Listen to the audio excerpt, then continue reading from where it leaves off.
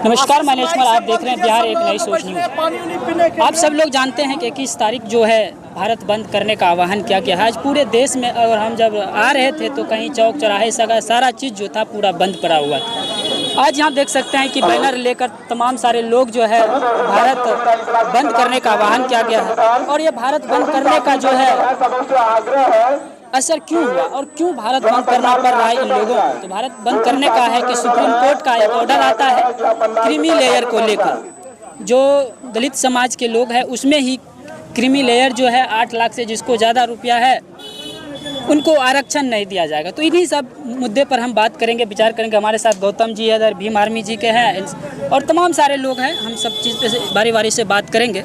तो चलिए हम गौतम जी से पहले बात करते हैं। क्या नाम है सर जी आपका?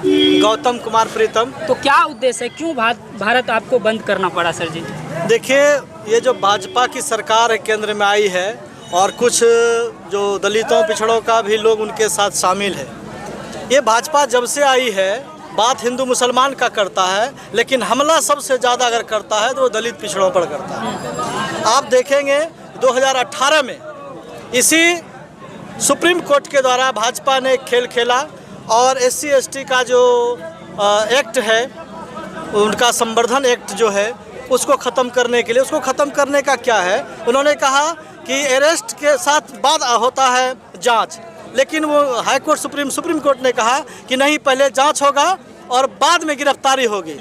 आप मालूम है कि आज भी दलित जो है कम्युनिटी पूरे देश के अंदर हर 5 मिनट पर कहीं न कहीं एक दलित के बच्चियों के साथ बलात्कार का कांड आता है, मामला आता है, और हर एक मिनट कहीं न कहीं देश में अत्याचार होता है। और ये भी रिपोर्ट है, ऑक्सफैम का भी रिपोर्ट है कि देश के अंदर केवल 2% से भी कम लोग हैं जिसको SC ST के केस के कारण कहीं सजा हुई हो, यानी कि 98 से प्लस किसी को आज तक सजा नहीं हुई है। अब आइए हम 2024 में हैं। भाजपा सरकार, मोदी जैसे ही तीसरी बार प्रधानमंत्री बनते हैं तो इस तरह से माथे से लगाया संविधान को। ये आदमी एक नंबर झूठा है, एक नंबर का झूठा है। जब पार्लियामेंट के अंदर पहली बार गया था अपना सर सीढ़ी पर रखा था, पार्लियामेंट बदल के नया पार्लियामेंट बना लिया। इस संविधान को सर पे लगाया है, सर पे लगाने के साथ उन्होंने कसम खाया कि हम संविधान बदलेंगे, क्योंकि चुनाव से पहले इसने नारा लगाया था 400 का पार संविधान पास के। तमाम पार्लियामेंट के चुनाव में जो नेता थे वो सब बयान दे रहे थे, लेकिन बहुजनों ने सबक सिखाया और उसे शिकस्त दिया। भाजपा तो हार गई एक तरह से, लेकिन हमारे यहाँ से नीतीश जी, नायडू जैसे लोग जो पिछड़ा समाज से आते हैं उनको चाड़ा दे करके खड़ा कर दिया है। लेकिन एक बात है सर जी कि बीजेपी में भी आपके समाज के लोग हैं, लेकिन वो भी फिर आवाज़ कहाँ उठा रहा है? वो गुलाम है। इसीलिए बाबा साहब अम्बेडकर ने कहा कि ये संविधान हम बना के दे रहे हैं। संविधान सभा में जब समर्पित कर रहे थे तो उन्होंने कहा था कि ये संविधान हम समर्पित कर रहे हैं। संविधान सबको ताकत देने का बात करता है। एक दिन ऐसा होगा कि ये चालबाज, छल कपट, ये जो तमाम सामंती लोग हैं, यही सत्ता में आएगा।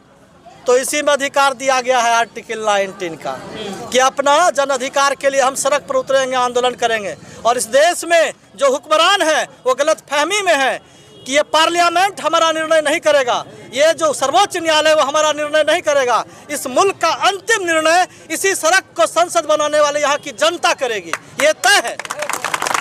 तो सुप्रीम कोर्ट ने जो ये फिर से हमला किया है SC ST के ऊपर उपवर्गीकरण करने का, आपको मालूम है उपवर्गीकरण क्या है कि जैसे SC ST समुदाय में बड़ी संख्या में इनका अलग अलग जातियों का विवरण है, उसमें से कुछ जातियों को कह रहा है कि वो ज़्यादा पैसा वाला हो गया। तो बताइए कि देश का PMO चलाने वाले 90 IS होते हैं, सचिव होते हैं, उस संयुक्त सचिव में केवल 7 लोग दलित, पिछड़ा, आदिवासी से अल्पसंख्यक लगा के हैं।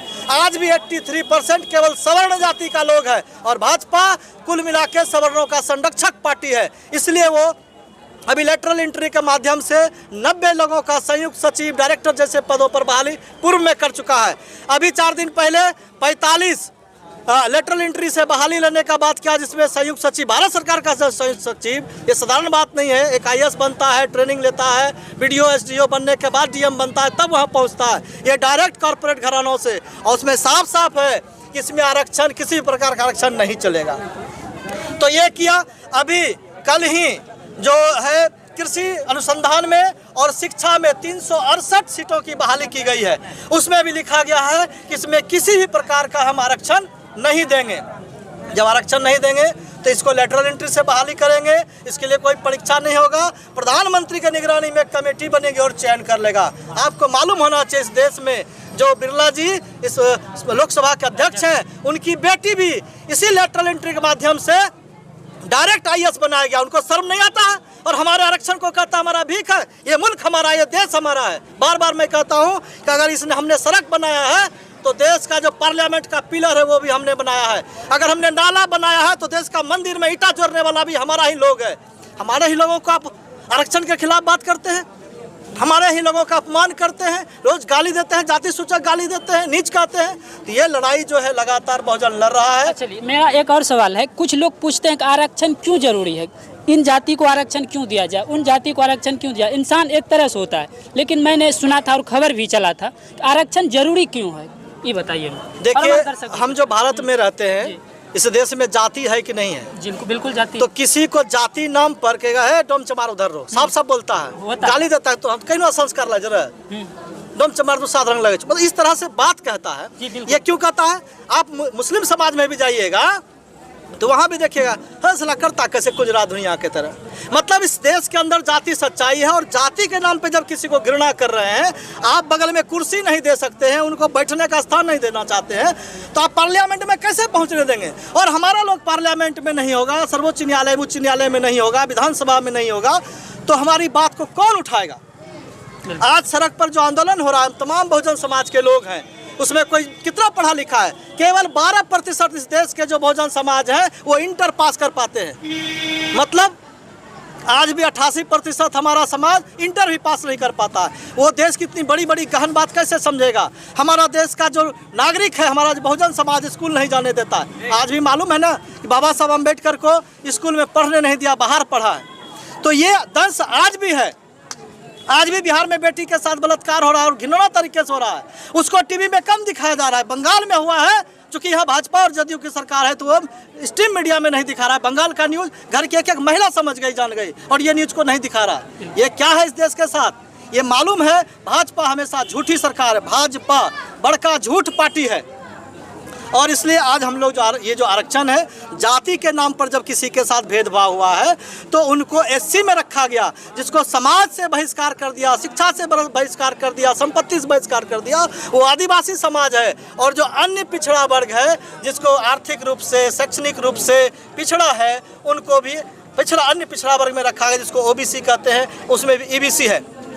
भाजपा बार बार कहती है कि हम जो है अति पिछड़ा, अभी बार तो मोदी कहता था अति पिछड़ा का बेटा है, पिछले लोकसभा में कहा था पिछड़ा का बेटा है, अभी कह रहा अति पिछड़ा का बेटा है। तो रोहिणी कमीशन इसी भाजपा ने बनाया था, अति पिछड़ा को ठगने का काम किया।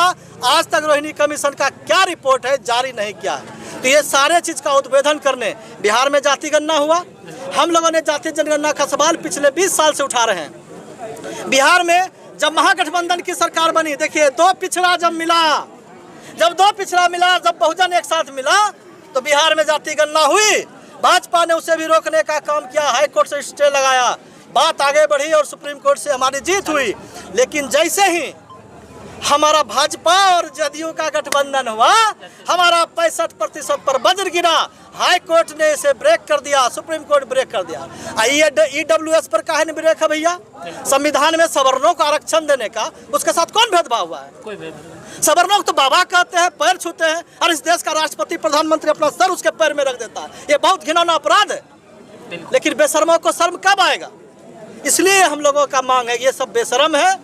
अच्छा, ये आंदोलन आपका कब तक चलते रहेगा? ये अनवरत आंदोलन चलेगा साहब। ये लड़ाई हम लोगों का है, ये तो तत्कालीन मुद्दा है।